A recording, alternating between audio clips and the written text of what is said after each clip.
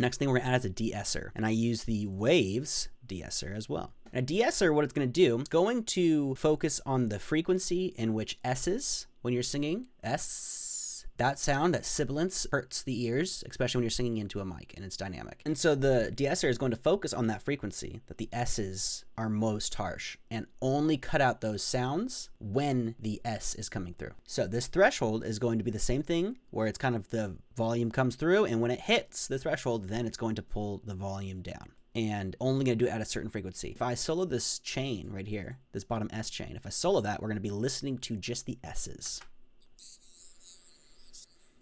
That's reasonable. Let's see if we bring it up a tiny bit. You're kind of wanting to listen for what is the most harsh to your ears.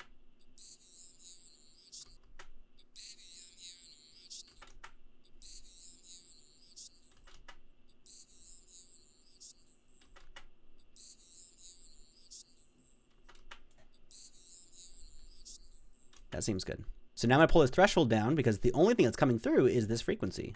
But baby, I'm here and I'm watching you move. And I want to find an S. To the place of the animal. There's one. Place of the animal. Place.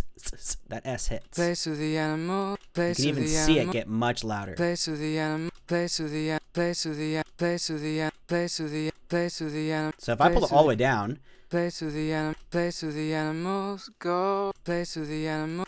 it's taking too much life out. Place of the So you want to get like a -8 or -6 place of the animal. Place of the on animal. the reduction. Place of the animals go. Place of the animals go. So let's listen to that line without it. I'm going to turn it off.